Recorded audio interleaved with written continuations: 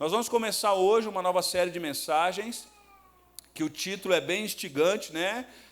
O Espírito diz e a visível ouve. Será que a gente está ouvindo a voz do Espírito Santo de Deus? Será que a gente está entendendo aonde o Senhor quer nos levar, o que Ele quer fazer com a gente? E isso é baseado a partir da revelação de João, no livro do Apocalipse, ali naquilo que é chamado das 7 igrejas do Apocalipse. São igrejas que existiram ali na Ásia Menor, onde hoje é a Turquia, onde é o país Turquia, e são igrejas históricas da Ásia Menor, que estava próximo a uma ilha que João foi exilado pelo governo Domiciliano, o imperador romano, onde João é colocado para basicamente quebrar pedra na sua velhice, na ilha de Patmos. Ele vai servir ao Império Romano como escravo, por sua fé em Jesus Cristo, pela perseguição ao Evangelho. E ali naquela ilha, Deus revela algo para João. Deus traz uma revelação para João daquilo que Deus ia dizer. João estava orando e ele pede ao Senhor, e o Senhor se revela a ele. E uma das revelações do Apocalipse são cartas que foram enviadas àquelas 7 igrejas daquilo que nós chamamos Ásia Menor. E a primeira carta que João recebe a revelação do Espírito Santo de Deus é aquilo que nós chamamos de a carta à igreja de Éfeso, que está lá no capítulo 2, do verso 1 ao verso 7. Nós vamos ler esse texto só para a gente fixar na nossa mente, porque isso é importante. Apocalipse capítulo 2, do verso 1 ao verso 7, a palavra de Deus diz o seguinte: ao anjo da igreja em Éfeso escreva: estas são as palavras daquele que tem as 7 estrelas em sua mão direita e anda entre os 7 candelabros do ouro. Conheço as tuas obras, o seu trabalho árduo e a sua perseverança. Sei que você não pode tolerar homens maus, que pôs à prova os que se dizem ser apóstolos e não são. E descobriu que eles eram impostores.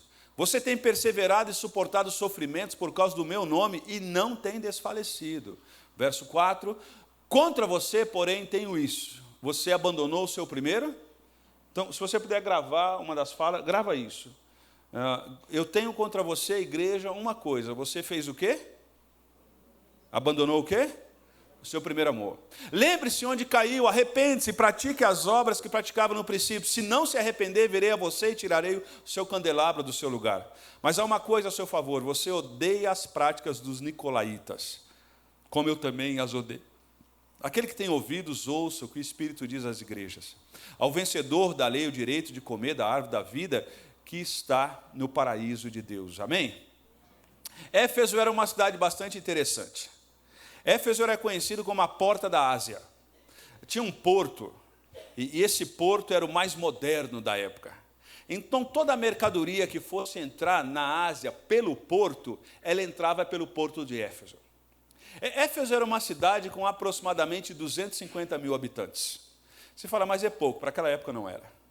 Éfeso era tão pujante, era uma cidade tão moderna, que eles eram conhecidos na Ásia Menor pela sua arrogância. Você lembra, não vamos citar nomes, tá bom? Você já percebeu que tem alguns países no mundo que a gente taxa a população, a gente fala que a população daquele país é um tanto arrogante? Lembra de algum país? Habla comigo? Virou a chave? Éfeso era uma cidade onde as pessoas eram um tanto arrogantes. E eles eram conhecidos por essa arrogância. Eles eram tão futuristas, tão modernos, que em Éfeso tinha um teatro que cabia 25 mil pessoas. São José dos Campos tem quantos mil habitantes? 700 a 800 mil habitantes? Deve ser por isso aí. São José dos Campos não tem um auditório que caiba 10 mil pessoas, correto? Éfeso, com 250 mil habitantes, tinha um auditório para 25 mil pessoas. A biblioteca de Celso estava em Éfeso. Era uma cidade extremamente erudita. Era uma cidade onde as pessoas tinham acesso a essa biblioteca. Era uma cidade onde as pessoas elas faziam bons negócios. Por ser um porto extremamente usado naquela época, Éfeso tinha gente de todos os lugares do mundo, porque todas as pessoas do mundo iam até Éfeso para fazer negócio. Porque Éfeso, comercialmente, era um lugar de extrema segurança jurídica para se fazer negócio. E essa cidade que o apóstolo João tinha um carinho por ela. Mas não só o apóstolo João, na segunda viagem missionária de Paulo, ele chega até Éfeso e implanta a igreja de Éfeso. E como alguém que ama muito aquela igreja e gosta muito daquela igreja, foi a igreja que Paulo ficou mais tempo do seu ministério. Alguns teólogos vão dizer que ele vai ficar em Éfeso de 2 a 3 anos. Eu não sei se você lembra daquela cena linda no livro de Atos, onde Paulo ajoelha no porto de Mileto, e ele vai despedir dos presbíteros da igreja de Éfeso, e ele vai dizer que em nada considera a minha vida preciosa, conquanto que cumpre aquilo que o Senhor me deu de proclamar as virtudes daquele que me salvou, eu quero cumprir o meu ministério. Naquela cena linda de Paulo ajoelhado no porto de Mileto, chorando com aqueles presbíteros, dizendo, eu não vou ver mais vocês, e o que me espera é prisão e sofrimento. E os presbíteros choram, se despedem de Paulo, e Paulo vai para poder ser preso, a sua última prisão. Essa cena linda aconteceu aonde? Paulo se despedindo dos irmãos da igreja de Éfeso. Paulo tinha um carinho por aqueles irmãos. Paulo amava tanto aquela igreja que quando Paulo sai da igreja de Éfeso, ele manda o seu discípulo ser pastor daquela igreja, Timóteo. Aquela igreja era tão querida que diz a história que a mãe de Jesus, Maria, passa os últimos anos da sua vida na igreja de Éfeso. Essa é a igreja de Éfeso. Uma igreja que teve bons líderes. Uma igreja que por essa igreja passou aquele homem extremamente eloquente nas escrituras, Apolo. Alguém que teve um casal que era um casal com coração missionário, que começou aquela igreja, Priscila e Áquila. É uma igreja com uma história linda, E agora Jesus apresenta essa igreja para dar segurança para essa igreja. Jesus vai dar segurança para essa igreja, e os primeiros versículos vai dizer isso, ele diz, ao anjo da igreja em Éfeso escreva. Possivelmente essa expressão, ao anjo da igreja, está se referindo ao pastor da igreja. Não é que cada igreja tem um anjo da guarda, não é isso. A ideia da palavra anjo, na nossa concepção, a gente distorce um pouco, a gente acha alguém que é com asa, né? Mas, na verdade, a expressão anjo significa mensageiro, aquele que leva a mensagem. E essa mensagem está sendo direcionada à liderança dessa igreja, que é a responsável por essa igreja. Ele diz, essas são as palavras daquele que tem as 7 estrelas na mão. Essa expressão na literatura profética, 7 estrelas, tem a ver com, primeiro, o número 7 na cultura profética, na cultura apocalíptica. Ele diz sobre completude, completo, não falta nada. E aí ele vai dizer as 7 estrelas, essa ideia da estrela, essa ideia de que Deus controla a sua igreja, e ele tem a sua igreja nas mãos. Ele vai falar as 7 estrelas que ele segura na sua mão direita, estão comigo? E ele vai dizer também, mas também ele anda sobre os candelabros, ele usa a expressão candelabros. Ele diz a expressão que Deus controla a igreja sobre a sua mão direita, a sua mão poderosa, mas Jesus também ele está andando nos corredores da igreja. Essa é a ideia do candelabro. Ele controla a igreja sobre a sua mão poderosa, mas ele também tem espaço na sua agenda, ele está andando no meio de nós. Dá para entender isso? A questão é a seguinte, Deus controla a história nas suas mãos. Mas ele também, nessa manhã, ele está andando no meio de nós. A Bíblia diz que a palavra nem chegou à minha boca, ele já sabe o que eu vou? Então, o Senhor dá essa segurança. Você já viu criança assim que, eu lembro, era bem interessante, eu pastoreei uma igreja que tinha uma escola. E aí era muito engraçado o primeiro dia de aula. Porque o primeiro dia de aula é aquela fase de adaptação. Então, os pais deixavam as crianças e iam embora, daqui a pouco voltava, para ver se estava tudo bem. E era engraçado que alguns pais, eles iam e escondiam atrás do muro e ficavam vendo as crianças. Mas tinha algumas crianças que tinham uma atitude bastante interessante, que o pai ou a mãe falava para ir, ela ia, e ela ia firme, com atitude firme. Mas ela sabia que o pai e a mãe estavam o quê? Estava no raio dos olhos. E era engraçado que quando essa criança virava a esquina para entrar na sala de aula, ela começava a chorar. Porque saiu do raio de olho da mãe ou do pai. O que João está dizendo é que quando a gente virar algumas esquinas da história da nossa vida, a gente não precisa de se desesperar, porque nós continuamos no raio dos olhos do Senhor. Dá para entender? Dá para entender? As estrelas, Ele segura na sua mão direita, mas Ele também anda nos corredores. E Ele conhece a igreja. E a questão aqui não é a nossa avaliação sobre a igreja. A questão é o que Jesus fala sobre a igreja. Não é a nossa avaliação, é o que Jesus. E aqui o texto vai dizer, e o versículo 2, onde Jesus começa a elogiar algumas virtudes dessa igreja. E eu quero dizer para você o seguinte: se eu fosse frequentar uma igreja das 7 do Apocalipse, eu escolheria a igreja de Éfeso. E eu vou te explicar por quê. Jesus, ele elogia as virtudes dessa igreja. Perceba que no verso 2, ele vai começar com a seguinte expressão: conheço as suas. E essa expressão conhecer é uma expressão usada no Novo Testamento para o relacionamento de homem e mulher. Não conhece na teoria, eles vivem juntos, eles têm intimidade, eles conhecem um ao outro. É essa expressão que eu conheço, eu sei quem vocês é. E agora Jesus começa agora, nessa revelação de João, a elogiar essa igreja por algumas questões dessa igreja. Por exemplo, essa igreja era uma igreja fiel doutrinariamente. Olha o que o texto diz: conheço as suas obras, o seu trabalho árduo e a sua perseverança. Sei que você não pode tolerar o quê? Naquela época, tinha falsos apóstolos. Nada novo dos dias de hoje. Falsos líderes. E sabe o que aquela igreja fazia? Quando alguém se levantava para falar em nome de Deus e não era aquilo que Deus tinha falado, eles falavam: nós não vamos te ouvir. Aqui você não tem espaço. Era uma igreja fiel doutrinariamente. Era uma igreja que guardava aquilo que nós chamamos da ortodoxia teológica. Eles são firmes, eles não vão ouvir qualquer um, eles não vão para qualquer vento de doutrina. Essa igreja era envolvida na obra do Senhor. Olha o que o texto diz: conheço as suas obras e o seu trabalho. O quê?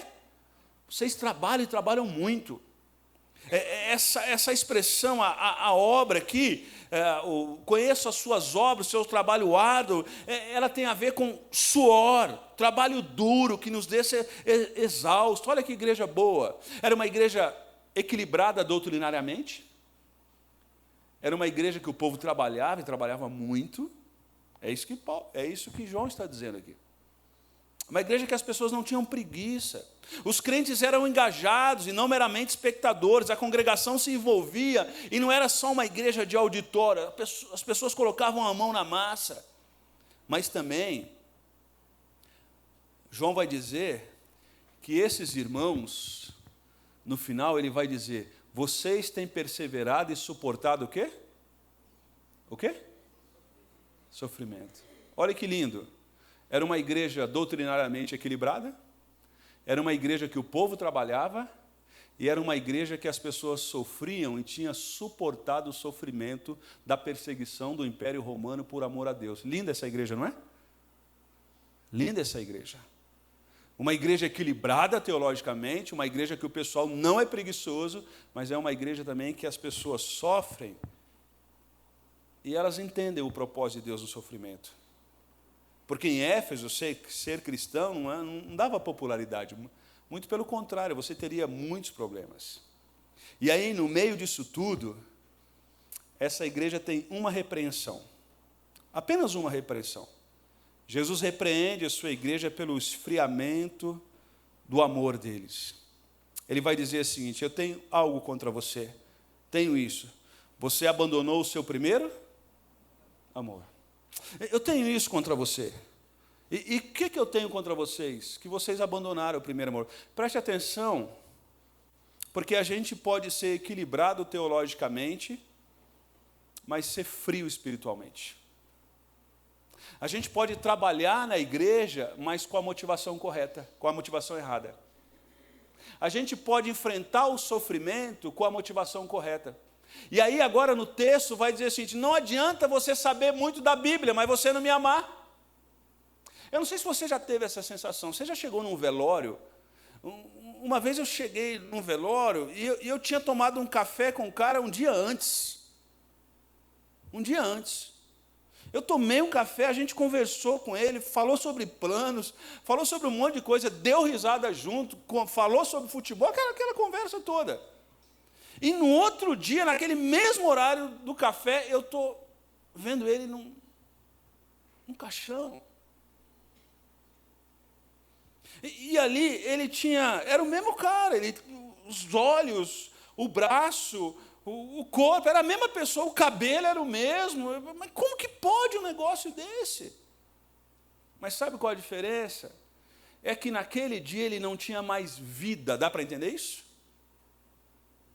A igreja de Éfeso era uma igreja que tinha os mesmos olhos de ontem, o mesmo corpo de ontem, o mesmo cabelo de ontem. Mas qual é a diferença? Eles não tinham vida. E aqui nessa esquina da história a gente precisa tirar algumas aplicações. Porque a igreja que vai sobreviver é a igreja equilibrada teologicamente? Sim. É a igreja que o povo trabalha? Sim. Mas é a igreja que ama a Deus sobre todas as coisas. Dá para entender? Porque não adianta você saber teologia e aquela teologia fazer de você alguém arrogante, alguém prepotente. Você já conversou com alguém na vida que sabe muito de Bíblia, mas você não aguenta ficar com ele 5 minutos? 5 minutos não, 1 minuto. O que o texto está dizendo é que vocês sabem muito, mas vocês não amam. Vocês não amam. Por outro lado, não adianta ser só amor e não conhecer as Escrituras. Estão entendendo o que eu quero dizer? Há um equilíbrio. Nisto conhecerão que sois meus discípulos, se souber tudo da Bíblia. É isso que a Bíblia diz? Nisto conhecerão que sois meus discípulos, se vocês tiverem o quê? Amor uns para com os outros. Amor uns para com os outros. Porque se a gente só sabe da Bíblia, mas a gente não ama as pessoas, a gente vai ferir as pessoas. A gente vai ofender as pessoas, a gente vai atropelar as pessoas. E o que o texto está dizendo é o seguinte: vocês entraram num ativismo religioso tremendo, e vocês só fazem as coisas na igreja, mas vocês não me amam. Vocês chegam, é só um exemplo que eu vou dizer, tá bom? Vocês chegam domingo de manhã e vocês tocam muito bem. Vocês recebem as pessoas muito bem, vocês pregam muito bem, vocês dão aula para as crianças muito bem, mas vocês só fazem as coisas, vocês não me amam mais. Dá para entender isso? Casamento acontece muito isso. Com o passar do tempo, a gente vai cumprindo as obrigações e a gente vai perdendo a afeição. A gente vai perdendo as manifestações de carinho, de amor, de estar apaixonado. Se você perguntar para mim assim: você sente a mesma coisa que sentia pela Jussara há 32 anos atrás? Claro que não, você sabe disso. Com 15, 16 anos, eu estava o quê? Eu namorei numa época em que a gente falava com a Jussara por ficha telefônica. Na ficha estava escrita local. Todo dia, na hora do almoço, na empresa, eu gastava 26 fichas. O salário é quase tudo nisso, na época era do Senai. Hoje eu preciso me policiar. O compromisso aumentou. Mas ações precisam ser deliberadas a partir da minha parte para que tenha amor e não só compromisso de agenda. Dá para me entender isso?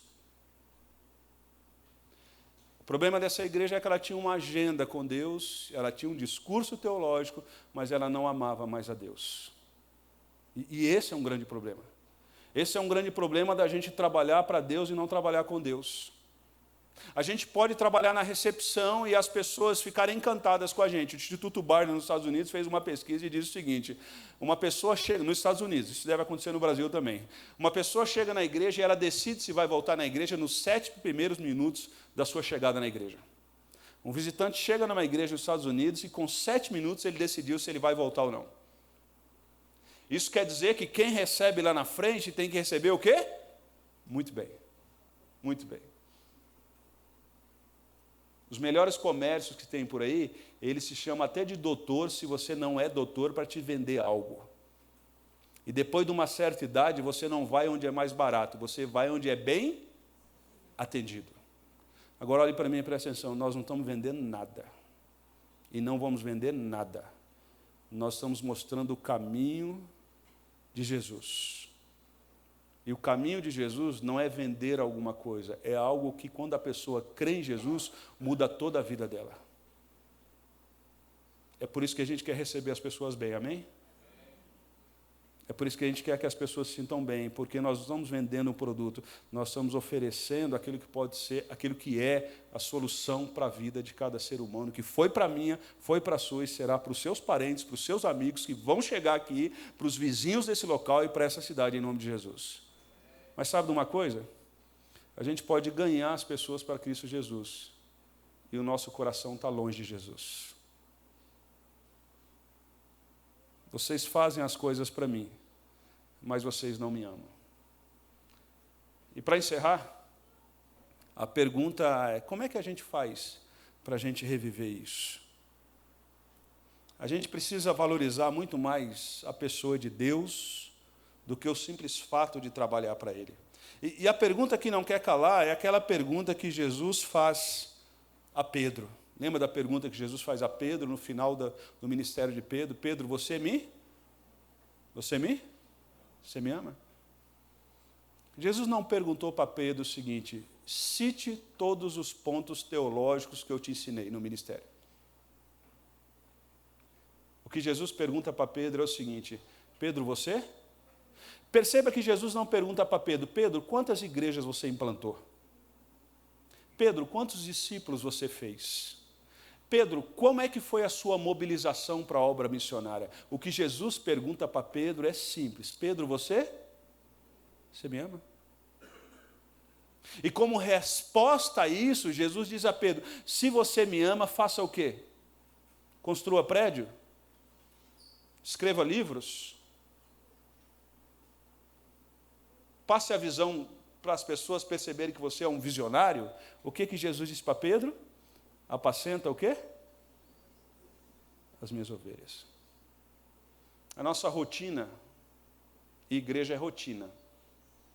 E se você não gosta de rotina, eu acho que você vai ter muita dificuldade em família, numa igreja, numa empresa. Porque a vida é rotina. Mas no meio da rotina a gente não pode perder a nossa paixão por Jesus Cristo.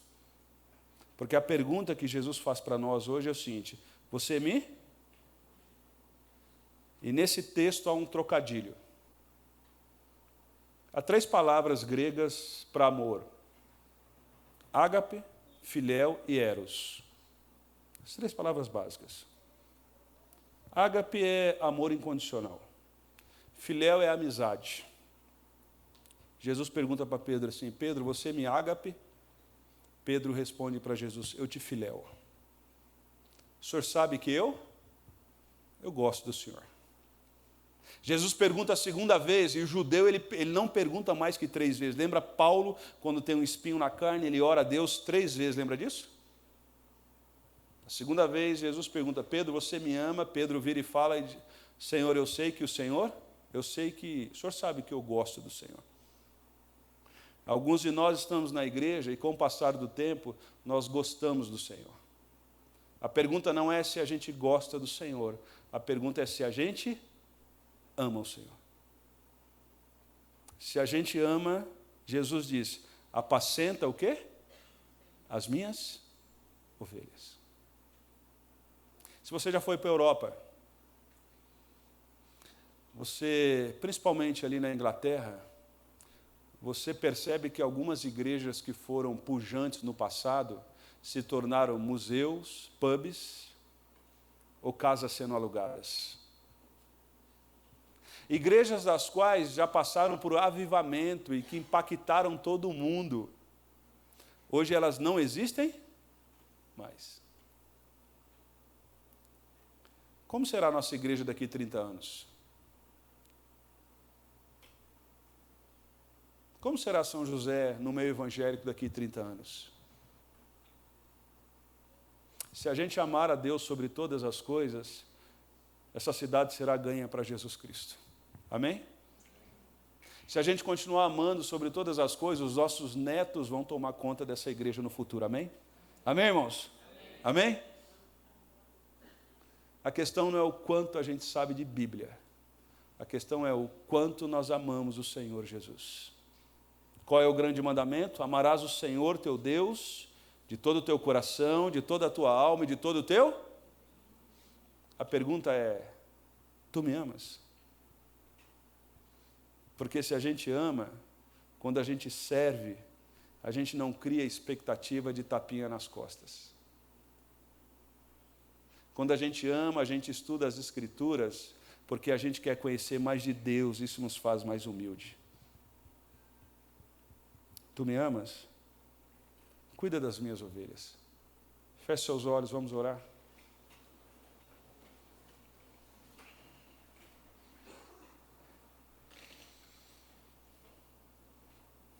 Toda vez que a gente abre as Escrituras, precisa ter quebrantamento dentro do nosso coração. E nesta manhã, não é a nossa história de cristão. Meu avô foi cristão, meu pai foi cristão. Ou talvez você é a primeira geração de cristão na sua família.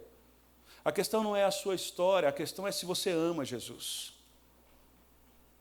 A questão não é o quanto você sabe de Bíblia. A questão é o quanto você ama Jesus. A questão não é a sua história do quanto você trabalhou na igreja, a questão é se você continua amando Jesus. A palavra que o Senhor trouxe a João é a seguinte: lembra-te. Lembra-te aonde você deixou de amar Jesus. Lembra-te. Arrependa-te, volta. E assim como aquelas igrejas na Inglaterra e em outros lugares que deixaram de existir, se nós não amarmos a Deus, lembrar e se arrepender e voltar, nós corremos o mesmo risco que esses irmãos. Eu visitei uma igreja que não existe mais, que historicamente no mundo ela foi impactante. E eu cheguei naquela igreja, os bancos estavam lá. Os elementos da ceia estavam. A cortina estava lá. Mas não tinha mais ninguém. A declaração teológica de fé daquela igreja estava no móvel que eu vi. Mas não tinha mais ninguém. Sabe por quê? Porque abandonaram o primeiro amor. Que eu e você não abandone o primeiro amor. Que eu e você ame o Senhor sobre todas as coisas. Essa é a nossa oração nessa manhã, em nome de Jesus. Amém.